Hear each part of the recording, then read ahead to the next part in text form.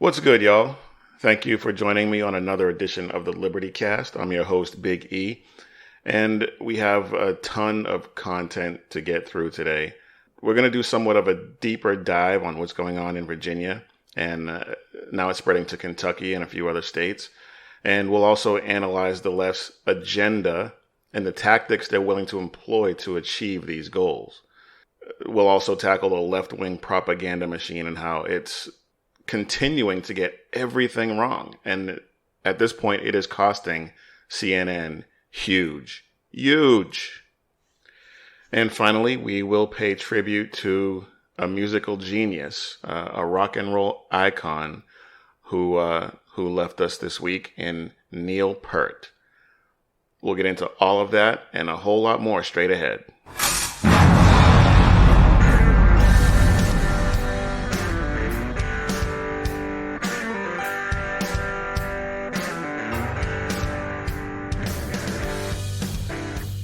Now, I know this is kind of old and we didn't talk about it in the open, but it's something that I wanted to touch on because I wanted to include it last week, didn't get a chance to, but I thought it was important and also hilarious. And that is Ricky Gervais and his skewering of the Hollywood leftists at the Golden Globes last week.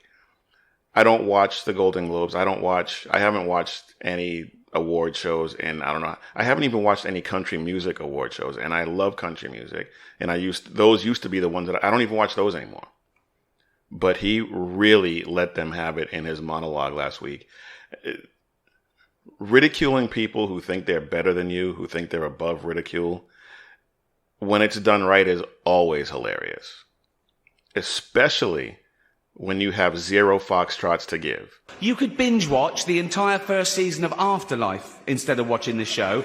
That's a show about a man who wants to kill himself because his wife dies of cancer, and it's still more fun than this, okay? Spoiler alert, season 2 is on the way, so in the end, he obviously didn't kill himself, just like Jeffrey Epstein. Shut up! I know he's your friend, but I don't care. You had to make your own way here in your own plane, didn't you? So there was that. And if you watched that clip, and I encourage you to watch at least the monologue, if you had seen the look on some of the people's faces in the crowd, it obviously hit a nerve. One of the few men they showed laughing was Adam Driver. Not a particular fan of his. I know he plays Kylo Ren in the new Star Wars trilogy that just ended. But he was one of the few men that were laughing, and he happens to be a Marine Corps veteran. So he automatically gets my respect, and the sense of humor among veterans is is legendarily dark. So there's that. But then at the end of his monologue, he hit him with this. Apple roared into the TV game with a morning show. A superb drama, yeah. A superb drama about the importance of dignity and doing the right thing, made by a company that runs sweatshops in China. So, well, you say you're woke, but the companies you work for, I mean, unbelievable. Apple, Amazon, Disney. If ISIS started a streaming service, you'd call your agent, wouldn't you? So, if you do win an award tonight, don't use it as a platform to make a political speech, right? You're in no position to lecture the public about anything. You know nothing about the real world. Most of you spent less time in school than Greta Thunberg. So, if you win, right, come up, accept your little award, thank your agent and your God, and... So... He just said what we've all been saying for years. What we've been saying since Laura Ingraham wrote her book, Shut Up and Sing.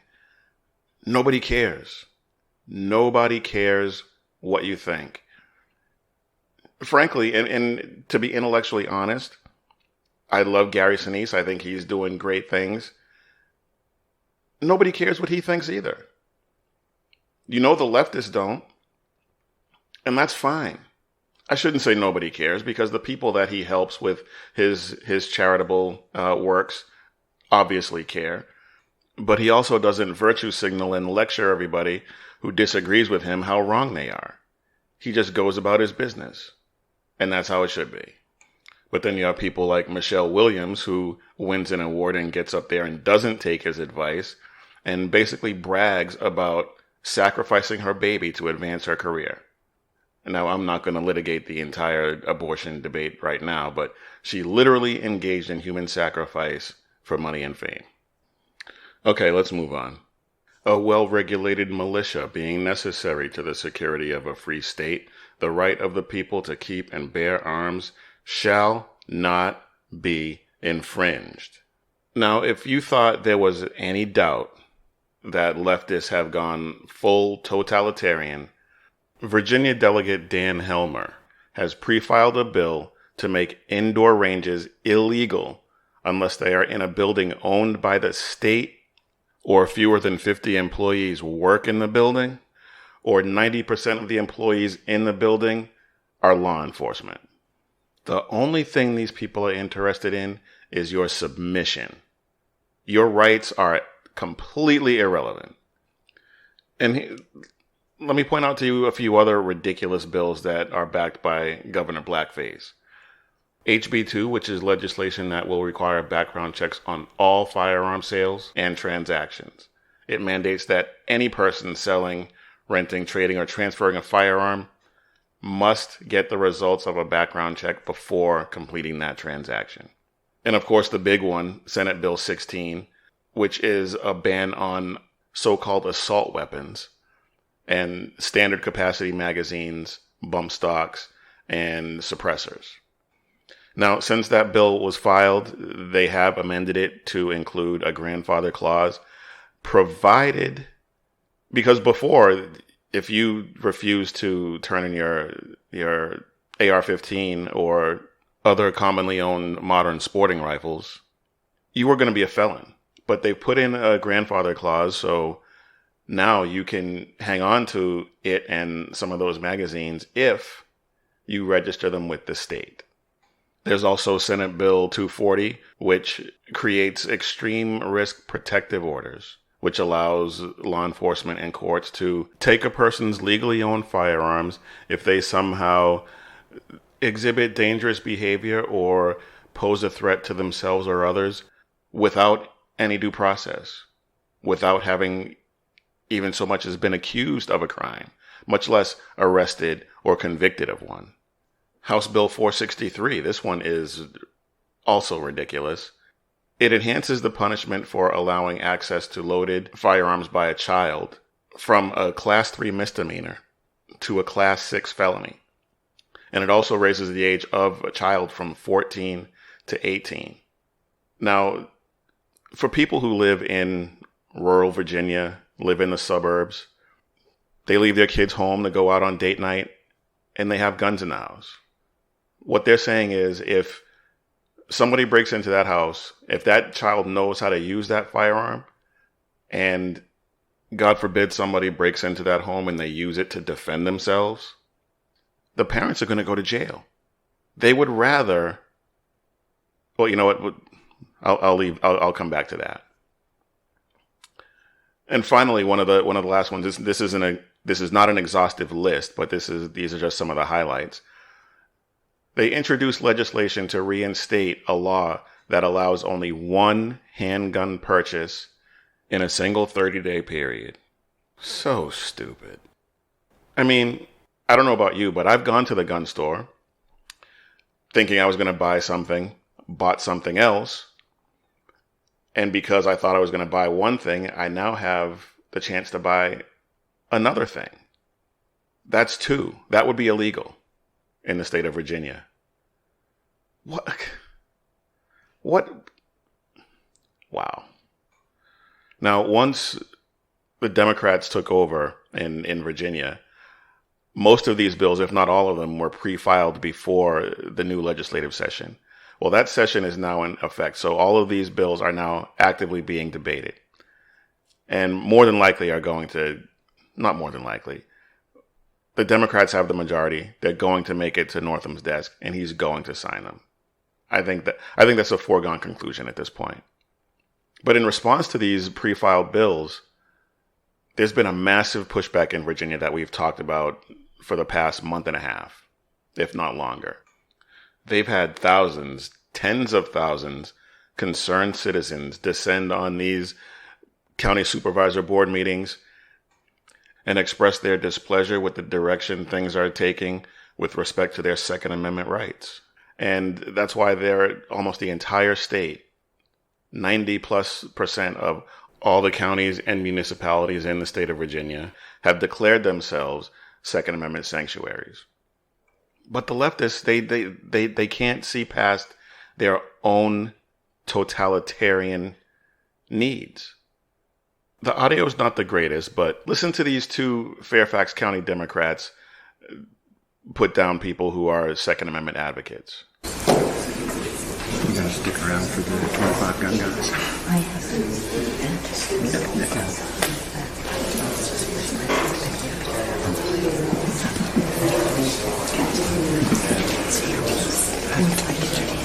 Oh yeah, they are. They're just like little kids.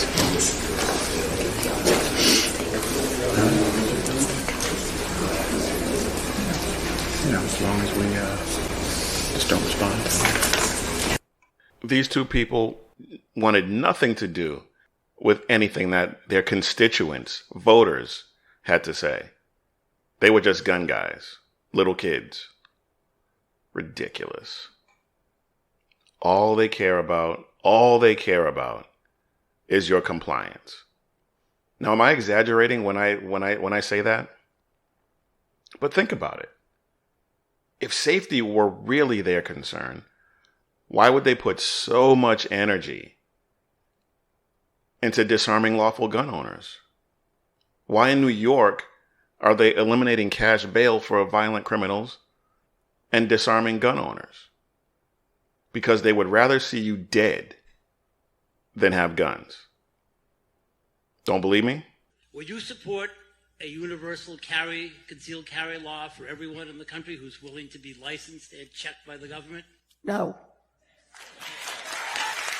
And actually, let me just say two more things about the data, because I think they're important, and I appreciate that you asked this question. The first part is, I say that the reason those people were injured was because somebody came into that church with a gun. And that's how it is that people got hurt in the first place. The second thing is, I don't think there's any data to suggest that universal concealed carry makes any of us any safer. I don't feel safer going to my church knowing somebody could be sitting next to me with weapons. I don't feel safer going to the mall knowing that some fight that ordinarily might have escalated into a little push and shove could escalate into everybody whips out weapons. I don't feel any safer. But I will say this. We've got a gun violence problem in America. That was from a town hall that she had shortly after the shooting at West Freeway Church of Christ in Fort Worth. And the gentleman was asking if she would support a universal carry license for basically a national carry license. There was so much wrong with her answer. It's stunningly ridiculous. But first, the reason why people were injured was because somebody carried a gun into the church. Well, obviously. But what law has she proposed? What law does she think can be proposed that would have prevented that? That would have prevented somebody intent on doing evil, on doing harm to people. What law does she think would have stopped that person from doing that? So there's that. But then every law that she's in favor of would have prevented Jack Wilson and the rest of that security team and everyone else in the church who was carrying from carrying their weapons in there. Which means what? Obviously, more than 2 people would have died that day. And did you catch what she said about the data? See, she thinks she's slick, but she's not. There is no data on universal carry because it hasn't been implemented. There is no universal carry policy that we can track for data. But there is plenty of data around concealed carry licenses and places where concealed carry licenses are more easily obtained. And the data in those areas shows that violent crime has gone down as concealed carry licenses and firearm ownership has gone up. Now, I know I often say, or at least imply, that leftists are stupid. And some are. Don't get me wrong, some are. But I don't think Liawatha is stupid. So if she's not stupid, then she knows what she's saying, and she knows what she's saying is a lie. The only way that guy doesn't walk into the church with a gun is if there are no guns. But criminals will find a way to get around that law. And she knows that. But she doesn't want you to be able to defend yourself in such a situation.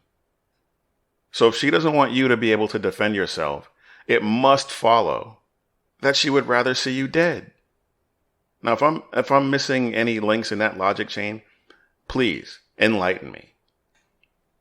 All right, y'all, I went a little long there. So we're going to take a quick break. And when we get back, we're going to stick on this Second Amendment sanctuary business for a little while because there's some other things I want to get into, and it's important. So stick around, and we'll see you on the other side.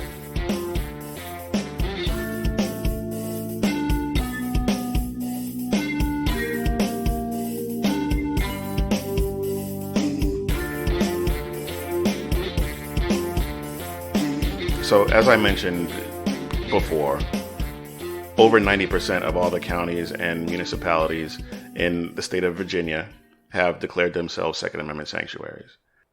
Now, Kentucky and North Carolina are joining the fray because Surry County in North Carolina, which borders Grayson, Carroll, and Patrick counties in Virginia, has declared itself a sanctuary county.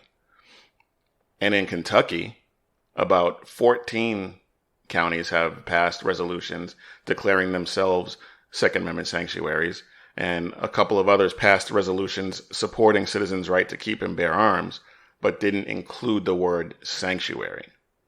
Now, there's less of a danger of what's happening in Virginia happening in North Carolina and Kentucky. Even though there is a leftist in the governor's mansion in Kentucky right now, the leftists in the state legislature have pre-filed some ridiculous bills along the lines of the ones that have been filed in Virginia. But the Republicans in Kentucky have stated on the record that they will not let them get to the governor's desk. That's fine, but you never know what could happen. I've said all along, I've been saying this since the beginning of this podcast, even before, in blogs and in conversations. There is little difference between Republicans and Democrats on a national level. That may be less true at the state level, but we'll see. But either way, we can't get complacent. Our adversaries, our political adversaries, our ideological adversaries, are spending a lot of money and running a lot of leftist candidates for state legislatures and offices like mayor and attorney general. And in states like Pennsylvania and California, they have district attorneys in various cities that are, even here in Texas, which is blowing my mind, up in Dallas, district attorneys that are simply not enforcing laws, not enforcing theft laws. Like I talked about in New York, violent criminals are being let out on the street because they eliminated cash bail. Ridiculous. There is no way you can convince me that their push to disarm us has anything to do with safety. You cannot convince me of it because there is no evidence to support it. Everything they're doing points to the exact opposite conclusion. So not only are people like Bloomberg and Soros and a bunch of other left-wing billionaires spending money to flip local seats blue and go from the ground up to disarm us, but out in California, they're going about it a different way and perhaps equally effective. Remember the no-fly list Now, back in October, the Ninth Circus upheld the basically secret criteria for putting people on the no-fly list. Now, the plaintiffs in that case are not exactly sympathetic. They've traveled to Yemen and have admitted to doing things in Somalia. But at the same time, due process had been completely discarded in those cases. Much like this case in LA, mind you. A recent audit of California's gang list found that officers have been placing people on that list without any due process to pad their numbers, allegedly. An internal affairs investigation found that over a dozen officers assigned to the Metro Division crime suppression duties had falsified information on field interview cards. And that information identified non-gang members as belonging to gangs. The audit found that gangs were added to the list without appropriate documentation, found that people were added to the list with no supporting documentation, classified people as gang members without any documentation, added individuals to the list for having committed a crime when there was no evidence that they had ever been arrested, much less associated with gang activity. And in a number of cases, the suspected gang member was found to have been less than a year old when they were added to the list. Come on. And in one instance, data from the list was supplied to a jury, and state agencies admitted to using the list as a basis for employment screening. What? So what this showed was that you don't even have to have had any encounter with the police to land yourself on that list, much like the terror watch list, or the no-fly list, excuse me. And so if you've never had any interaction with the police, you're more than likely a law-abiding citizen. In California, if you are a law-abiding citizen and you want to apply to get a concealed carry permit, good luck. Add to that this bureaucratic wrinkle of potentially being on a gang list. Mind you, much like the no-fly list, these people had no idea that they had been on this list. And so if you think that this list is not, they use this list for employment screening. If they used it for employment screening, you really think they're not going to use it to screen for people who shouldn't have a gun? Of course they did. Of course they did. Now, if this list was comprised of people who had been convicted of crimes, gang-related activity, fine. They've been through the process. They've been adjudicated. But people who are on this list have no idea that they're on it. It's insane. And it's patently unfair. But these are the tactics that they're willing to employ to disarm you, to prevent you from ever being armed in the first place. But if you think I'm being hyperbolic, if you think that that's not the case, then please, by all means, let me know. Let me know so that we can debate it, because I don't think there's any other way to look at it. But I'm willing to listen to some cogent arguments against that. But anyway, let's move on, because there is something else I wanted to get to today, and that is the Iranians' missile attack on Iraqi military bases where some of our troops were housed. Now, on Tuesday, January 7th, Iran, they lobbed about 15 ballistic missiles at Iraqi bases where our American troops were stationed. Thankfully, none of them were injured. But that didn't stop MSDNC from regurgitating Iranian propaganda. This bit I'm not sure about, but the Iran state media is claiming that 30 U.S. soldiers have been killed in this attack. Now, this is not confirmed. This is just coming from Iranian media, but we have just stepped over the precipice, Chris. I have two questions. One, why is an American, I know it's a fake news outlet, but it's a news outlet nonetheless, Why are they allowing correspondents to regurgitate Iranian state media propaganda? It doesn't make any sense. Well, I'll get to that in a second. And two, what precipice? Precipice of what exactly? I know that there are people out there that hate the term fake news, think that it's somehow President Trump trying to suppress the news and curb free speech. But no, that is solely the dominion of the left. And I find it amazing, absolutely stunning, that people who deride President Trump's claim of MSDNC and CNN being fake news, yet these are the same people. These are the same people who years ago, before President Trump came on the scene, were calling Fox faux news. Talk about hypocrisy.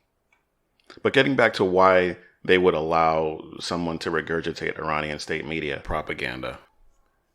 Just like I told you that Pocahontas isn't stupid, and she knows exactly what she's saying and doing, it stands to reason that these fake news outlets that are pushing this propaganda know what they're doing and want to do it anyway.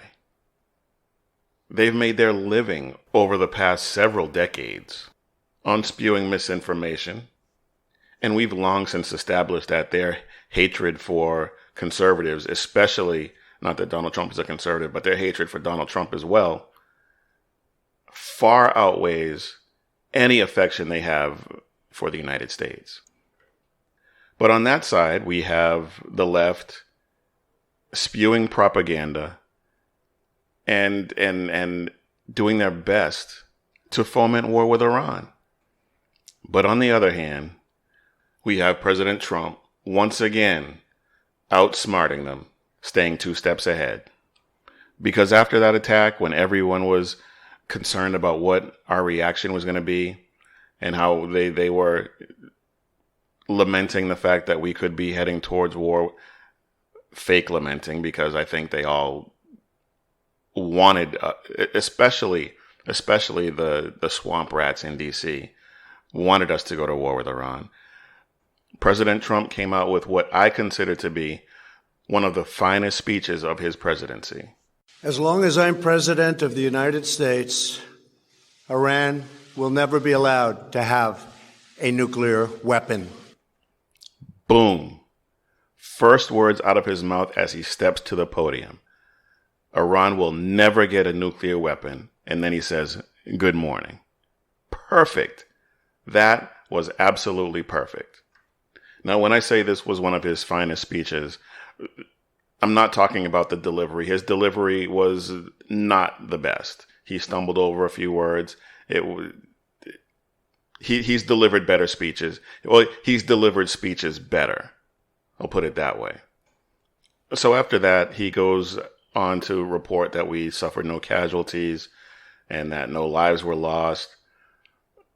And then he goes on to make the case as to why he went ahead and ordered the killing of Soleimani. He viciously wounded and murdered thousands of U.S. troops, including the planting of roadside bombs that maim and dismember their victims. Soleimani directed the recent attacks on U.S. personnel in Iraq that badly wounded 4 service members and killed 1 American, and he orchestrated the violent assault on the U.S. Embassy in Baghdad. In recent days, he was planning new attacks on American targets, but we stopped him. Soleimani's hands were drenched in both American and Iranian blood. He should have been terminated long ago. By removing Soleimani, we have sent a powerful message to terrorists. If you value your own life, you will not threaten the lives of our people. As we continue to evaluate options in response to Iranian aggression, the United States will immediately impose additional punishing economic sanctions on the Iranian regime. Here again, he's striking the exact right tone with this speech. And before that clip, he talked about the history going all the way back to 1979 of hostilities between Iran and the West. Again, struck the right tone, and I can't emphasize enough how I believe this is one of his finest moments at the presidential podium. We've talked about before how the left is always projecting onto you what they're doing themselves. They're projecting their desire for war with Iran on the president. Now, if this speech had been a boxing match, his opening line was a lead left hook. And then for the next few minutes, he's hitting them with the 1-2, bobbing and weaving, hitting them with the jab, jab, cross, sticking and moving. And then at the end of the speech was an uppercut that puts all of his critics on their ass. Finally, to the people and leaders of Iran, we want you to have a future, and a great future, one that you deserve, one of prosperity at home and harmony with the nations of the world. The United States is ready to embrace peace with all who seek it. I want to thank you, and God bless America. Thank you very much. Thank you. President Trump ran on not getting us into useless wars and getting us out of the ones we were already in. How is somebody who supposedly wants to go to war gonna end a speech with the United States is ready to embrace peace with all who seek it? Come on. This was a masterstroke of de-escalation, and President Trump is playing these fools. They really have... They haven't been able to shake this absurd notion that he's just stumbling through this and has no idea what he's doing. And yet at every turn, every time the left thinks they have him, he pivots. Actually, every time they think he have him, he's not even there because he's 2 or 3 steps ahead. All right, y'all, we're going to take another quick break. And when we get back, we are going to hit you with some more leftist lunacy and then get you out of here with a tribute to a musical genius.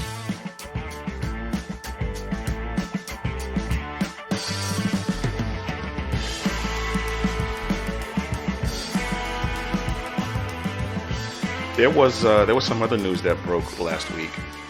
U.S. Customs and Border Protection were ordered to detain and report all Iranians entering the country that were deemed potentially suspicious or adversarial, regardless of citizenship status. Now, if you don't believe that, well, then you are a very smart individual, because that was a hoax tweet that was reported by someone by the handle of Hoda Katabi. And that tweet was shared 50,000 times. And among those 50,000 shares, you have Representative Barbara Lee, who tweeted, "People of Iranian descent, including American citizens and green card holders, are being held by CBP officials. We can't let this stand." Well, that was not true. Representative Pramila Jayapal also tweeted this nonsense. And then Governor Jay Inslee tweeted, "My office is closely tracking reports that Iranian Americans, including U.S. citizens and lawful permanent residents, have been detained at the Washington-Canada border." Nonsense. Now, Customs and Border Patrol, they tweeted out from their official Twitter account, social media posts that CBP is detaining Iranian Americans and refusing their entry into the United States because of their country of origin are false. Reports that DHS CBP have issued a related directive are also false. The tweets from these government officials are still up. They never took them down, even though they know, and even before they tweeted, they had to know. They had to know this was a lie. But they tweeted it anyway, and it's still out there because they know that their leftist constituents are going to take it and run with it and say, see, the administration's racist. Of course, nothing could be further from the truth. They are not detaining Iranian Americans, and the administration is not racist. And that's just not me saying that the administration is not racist, because CNN has now admitted as much. They have reached a settlement with Nick Sandmann. And if you remember, Nick Sandmann was the Covington High School kid who was videoed in a MAGA hat, smiling at Nathan Phillips, who was supposedly a Native American elder. Turns out he was just a guy with a drum. But they portrayed Sandmann and his high school classmates as a racist during this incident. And then, as usual, if you just take a beat and wait for the facts to come out, more footage emerged, about 2 hours worth, which I watched, by the way, which showed that Sandmann and his classmates did nothing wrong. They were not aggressive in any way. They did not make any racially charged comments at all. That was done by the Black Hebrew Israelites who were also at this location. They were at the Lincoln Memorial. And so after the story came out, after the entire story came out, Sandmann and his family filed defamation suits against CNN and a number of other outlets. Some of them, I believe, were dismissed. But CNN settled. And they settled, well, in their defense of the suit, they said that calling someone a racist is an opinion and not a statement of fact that can be proven. Well, hold on a second. CNN has been calling Trump a racist for years. Supporters of President Trump have been saying for years that there's absolutely no evidence to support an allegation of racism against him. And there's actually a ton of evidence to support the exact opposite. But as part of their defense against the defamation suit, they're saying that just because we say it doesn't mean it's true, doesn't mean it's fact, because it can't be proven. But he is a racist. And don't forget, Donald Trump's entire political career was founded on the racist birther lie that Barack Obama was not born in this country. President Trump was wrong with that, I know. Obama's mother was an American citizen, which makes him an American citizen regardless of the country where he was born. I get that. But he grew up outside of this country. He grew up with parents and grandparents and mentors who were anti-American. So it stands to reason that somebody would think that he was born outside of this country and not a citizen. But that's a topic for another day. Nevertheless, CNN settled because they knew good and well that they were never going to win. Unfortunately, the details of the settlement have not been made public. We will probably never know for how much they settled, but I hope it was a ton of money. All right, I hate to leave on a downer after giving you such a happy story like that, but a couple of days ago, Neil Peart, who was the drummer for the band Rush, passed away. If you're not familiar with Rush, if you're not familiar with Neil Peart, I strongly encourage you, put it this way.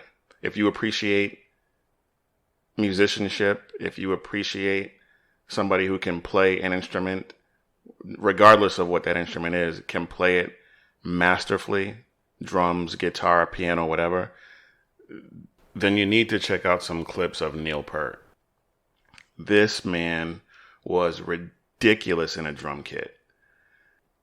The first time I ever heard the band Rush, I don't remember which song it was I heard, but I heard one of his drum solos and I was like, whoa, who is that? And a buddy of mine was like, that's a Neil Peart from Rush. I had never heard of the band at that point, but ever since then, I've had an appreciation for his for his talent. And, well, take a listen.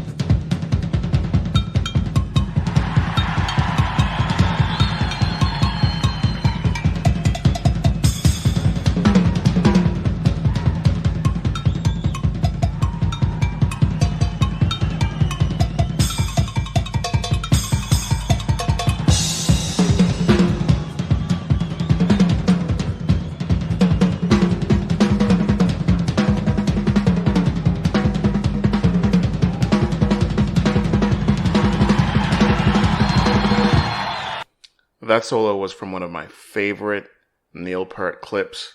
It was Neil Peart and the Buddy Rich big band drum solo. Look it up on YouTube. It is absolutely amazing.